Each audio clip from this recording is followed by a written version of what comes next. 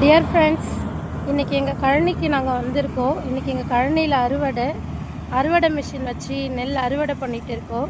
இதுக்கு முன்னாடி ஷார்ட்ஸில் என் பசங்க நெல் நடுற மாதிரி வீடியோ போட்டோம். 3 மந்தில் நெல் விளைஞ்சிடுச்சு. இன்றைக்கி அறுவடை பண்ணிகிட்டு இருக்கோம். என் வீட்டுக்காரோ குனிஞ்சு அறுவடைலாம் பண்ணுறாரு.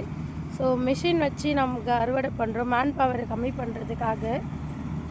இந்த டிராக்டரில் தான் நெல்லெல்லாம் லிஃப்ட் பண்ணிட்டு போயிட்டு ஒரு இடத்துல களத்தில் கொட்டி வைப்போம். வியாபாரி வந்து நெல்லை கலெக்ட் பண்ணிட்டு போயிடுவாங்க. இது நம்மளுக்கு இமீடியட்டாக பேமெண்ட் ஆகிடும். இது ஒரு 3 மந்த் ப்ராசஸ். 3 மந்த்து நம்ம ஒரு அமௌண்ட்டை இன்வெஸ்ட் பண்ணிவிட்டு திரும்ப அந்த அமௌண்ட்காக வெயிட் பண்ணோம்.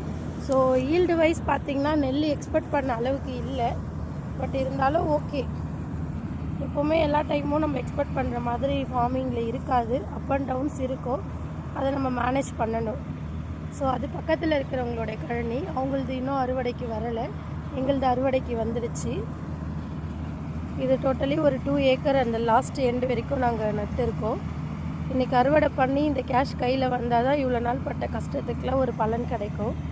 ஸோ இந்த வீடியோ பார்க்குறவங்களுக்கு பிடிச்சிருந்துச்சுன்னா வீடியோவை லைக் பண்ணுங்கள், சப்ஸ்கிரைப் பண்ணுங்கள், லைக் பட்டனை ப்ரெஸ் பண்ணுங்கள். தேங்க்யூ.